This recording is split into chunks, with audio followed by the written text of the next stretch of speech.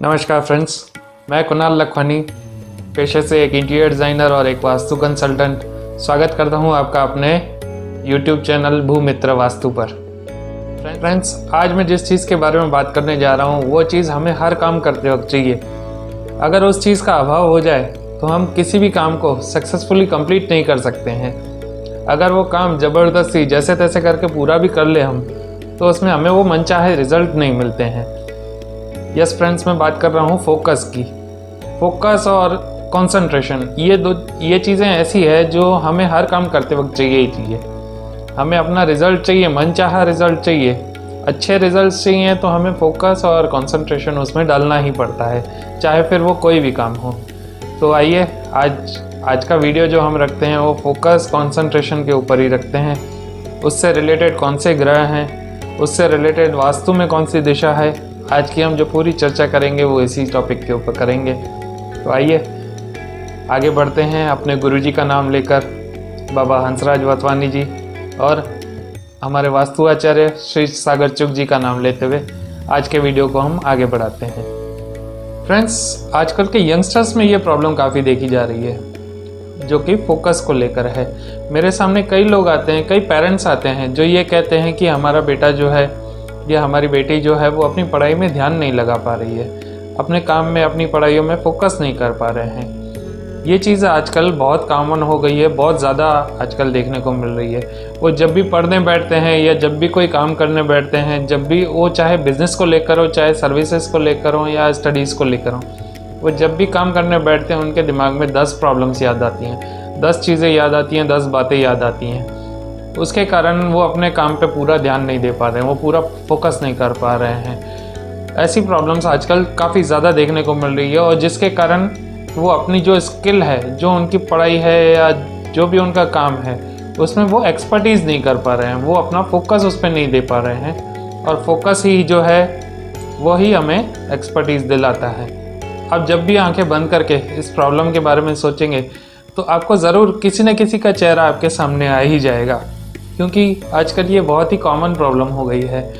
ये आजकल हर घर में जुड़ी हुई प्रॉब्लम है, लेकिन इस चीज़ के ऊपर कोई भी ध्यान नहीं देता है।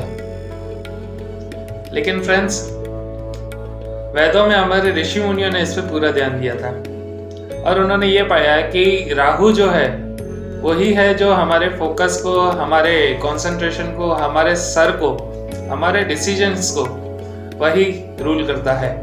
यस फ्रेंड्स, अपनी कुंडली में जो राहु होता है, राहु की स्थिति ही हमारे डिसीजंस को, हमारे फोकस को, हमारे ध्यान को रिप्रेजेंट करती है। अगर हम आइकोनोग्राफी के हिसाब से भी समझने जाएं तो राहु को जो दिखाया गया है वो सिर्फ ऊपर का सर दिखाया गया है, गर्दन के नीचे का धड़ उसमें नहीं दिखाया जाता है। यानी अगर सोचने जाए कि हमारा सर जो है, राहु ही है जो हमें इधर से उधर घुमाता है। यस फ्रेंड्स, हमारे जो भी कदम होते हैं, हम किस तरफ जाएंगे, वो सारा डिसीजन जो होता है वो राहु का होता है। अगर राहु चाहे तो हमें लेफ्ट घुमा सकता है, अगर राहु चाहे तो हमें राइट घुमा सकता है। हम किस तरफ जाएंगे वो सारा राहु ही डिसाइड करता है। तो फ्रेंड्स, इसलिए ही हमारी कुंडली में राहु का जो है वो बहुत बड़ा खेल है। राहु को हमें बैलेंस करके चलना है। तो आगे जानते हैं कि राहु जो है वो कौन सी डायरेक्शन को रिप्रेजेंट करता है। वास्तु में हम कैसे राहु को बैलेंस कर सकते हैं। और कुछ तो हम कुंडली के ऊपर तो कुछ कर नहीं सकते हैं, लेकिन वास्तु ऐसा है जिसमें हम राहु को बैलेंस कर सकते हैं। आगे जानते हैं कि वो हम कैसे कर सकते हैं। तो फ्रेंड्स, वास्तु पुरुष मंडल में जो राहु की दिशा बताई गई है, डायरेक्शन बताई गई है, वो है साउथ वेस्ट की डायरेक्शन, जिसे हम हिंदी में नैऋत्य दिशा भी कहते हैं। तो फ्रेंड्स, राहु की डायरेक्शन को यानी साउथ वेस्ट को बैलेंस करना काफ़ी ज़रूरी है। और साउथ वेस्ट जो है वही हमारी लाइफ की स्टेबिलिटी को भी रिप्रेजेंट करती है। इसलिए अगर आइकोनोग्राफी के हिसाब से हम समझने जाएं तो वास्तु पुरुष मंडल जो ड्रॉ किया हुआ रहता है, उसमें जो वास्तु पुरुष के पैर रहते हैं वो रहते हैं साउथ वेस्ट की तरफ। तो यानी उसकी वास्तु पुरुष की जो ज़मीन है वो साउथ वेस्ट की डायरेक्शन है। अगर ज़मीन ही स्टेबल नहीं रहेगी, अगर कदम ही स्टेबल नहीं रहेंगे, अगर पैर ही स्टेबल नहीं रहेंगे, तो हमारी लाइफ कैसे स्टेबल रह सकती है। इसलिए साउथ वेस्ट को बैलेंस करना, उसे स्टेबल करना बहुत ही ज़रूरी होता है। आगे जानते हैं कि साउथ वेस्ट की जो डायरेक्शन है वो किस किस चीज़ के लिए रिस्पॉन्सिबल है, वो किस किस चीज़ के लिए हम देखते हैं आगे उसमें। तो साउथ वेस्ट की जो डायरेक्शन हम देखते हैं वो सबसे पहले तो देखते हैं एक रिलेशनशिप्स के लिए।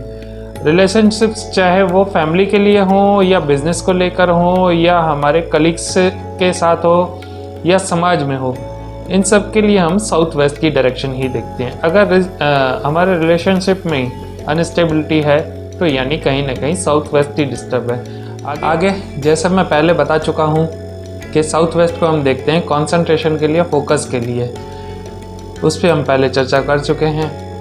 अगला, अगर किसी की बात में वज़न नहीं है, वो कुछ कहता है तो उसके कहने का किसी के ऊपर कोई इफेक्ट नहीं पड़ता है, उसका कहने का किसी के ऊपर कोई फ़र्क नहीं पड़ता है, तो कहीं ना कहीं उसका साउथ वेस्ट ही डिस्टर्ब देखा जाता है।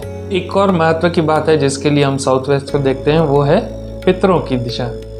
साउथ वेस्ट जो है वो हमें हमारी पितरों की दिशा कही गई है, हमारे पूर्वजों की दिशा कही गई है।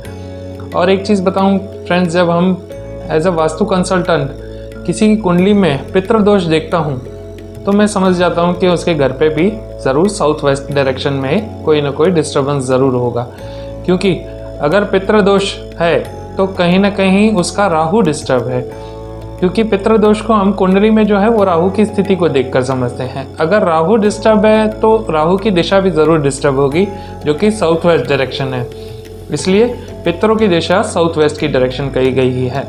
अगर हमें किसी भी कार्य के लिए पितरों की आशीर्वाद की ज़रूरत है, जैसे कि हम देखते हैं साउथ वेस्ट को एक और चीज़ के लिए, जो है चाइल्ड बर्थ। चाइल्ड बर्थ एक बहुत बड़ा मेजर इशू है, उसके लिए हमें पितरों का आशीर्वाद भी चाहिए।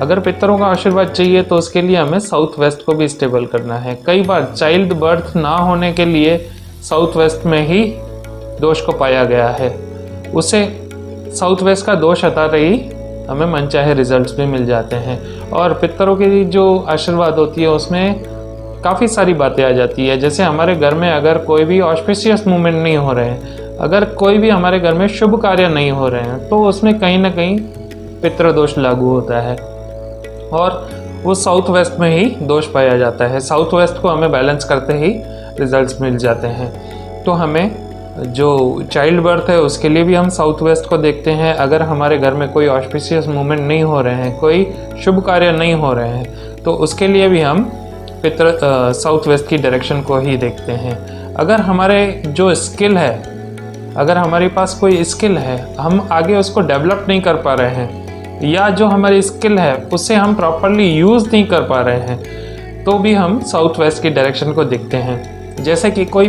व्यक्ति अगर सेल्स में है और वो प्रॉपर सेल्स नहीं कर पा रहा है, जो उसे लगता है कि उसकी एक्सपर्टीज़ है सेल्स में, लेकिन वो उसका यूज़ नहीं कर पा रहा है, वो प्रोडक्ट को सेल नहीं कर पा रहा है, तो कहीं ना कहीं हम देखते हैं उसका साउथ वेस्ट डिस्टर्ब होता है। इसलिए और एक फ्रेंड्स चीज़, जैसे मैं पहले बता चुका हूँ कि साउथ वेस्ट को हम देखते हैं स्टेबिलिटी के लिए। अगर कोई ये व्यक्ति कहता है कि मेरी लाइफ में अप्स एंड डाउन्स बहुत आते हैं, मेरा बिजनेस भी जो है किसी दिन खूब अच्छा चलता है, काफ़ी ज़्यादा प्रॉफिट्स हो रहे होते हैं, काफ़ी ज़्यादा अच्छा चल रहा होता है, और किसी दिन बिल्कुल बोनी के लाले पड़ जाते हैं, बोनी के भांफे हो जाते हैं, तो यानी इसका मतलब वो कह रहा है कि उसका साउथ वेस्ट डिस्टर्ब है। तो फ्रेंड्स, इसका तो यही मतलब हुआ कि साउथ वेस्ट को स्टेबल करके, साउथ वेस्ट को बैलेंस करके ही आप अपनी लाइफ में भी स्टेबिलिटी और अपनी लाइफ में बैलेंस ला सकते हैं। तो ऐसा क्या क्या है जो साउथ वेस्ट में नहीं होना चाहिए? तो साउथ वेस्ट में सबसे पहले तो पानी से रिलेटेड कोई भी चीज़ नहीं होनी चाहिए, जैसे कि बाथरूम नहीं होना चाहिए, कोई टॉयलेट नहीं होना चाहिए, वहाँ कोई नल नहीं होना चाहिए, वहाँ कोई पिट नहीं होना चाहिए, खड्डा नहीं होना चाहिए, वहाँ बोर से रिलेटेड अगर बोरिंग है, वहाँ कोई कुआं है, ये सब चीज़ें जो हैं वहाँ एंटी एलिमेंट का काम करेगी।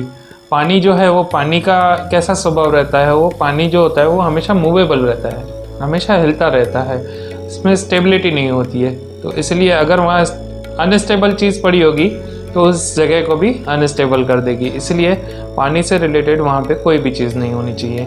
जल का कलर जो है वो है ब्लू कलर, या ब्लू से लेकर ब्लैक की तरफ जाते हुए जितने भी शेड्स हैं वो जल को रिप्रेजेंट करते हैं।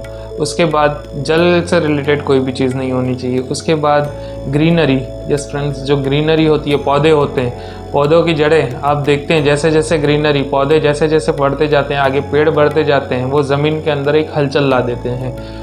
वो एक अनस्टेबिलिटी पैदा कर देते हैं। इसलिए ग्रीनरी से रिलेटेड, हरे रंग से रिलेटेड, पेड़ पौधों से रिलेटेड कोई भी चीज़ वहाँ पर नहीं होनी चाहिए। अगर वो चीज़ वहाँ पे है तो किसी न किसी तरीके से साउथ वेस्ट को डिस्टर्ब कर देंगी। इसलिए सबसे पहले जो हमें काम करने का है, जल से रिलेटेड, पानी से रिलेटेड, ग्रीनरी से रिलेटेड, पेड़ पौधों से रिलेटेड वहाँ पे कोई भी चीज़ें रखी हुई हों तो उसे वहाँ से हटा देने का है। और फ्रेंड्स, एक और चीज़ आपको मैं ख़ास बताऊँ कि वो हमारे हार्ट को भी रिप्रेजेंट करता है। साउथ वेस्ट जो है, अगर साउथ वेस्ट में बहुत ज़्यादा हैवी चीज़ पड़ी है तो कहीं ना कहीं हमारे हार्ट पे भी लोड पड़ता है। इसलिए अगर साउथ वेस्ट को हैवी करने के लिए कहा गया है, लेकिन उसे बहुत ज़्यादा हैवी भी नहीं करने का है, क्योंकि वो पूरा लोड जो है वो हमारे हार्ट के ऊपर भी आता है। इसलिए उसे बहुत ज़्यादा हैवी ना करके उसे बैलेंस्ड ही रखिए। मैं लास्ट में यही कहना चाहूँगा, साउथ वेस्ट को बैलेंस कीजिए और अपनी लाइफ को भी बैलेंस कीजिए। फ्रेंड्स, अगर मेरे वीडियोस अगर आपको लगते हैं कि नॉलेजेबल हैं, किसी के काम आ सकते हैं और आपके कहीं ना कहीं वास्तु की नॉलेज को, अपने रोज़मर्रा की नॉलेज को बढ़ा रहे हैं, तो मेरे वीडियोस को ज़रूर से शेयर कीजिए, उन्हें लाइक कीजिए। मेरे यूट्यूब चैनल को ज़रूर से लाइक कीजिए और शेयर कीजिए। धन्यवाद।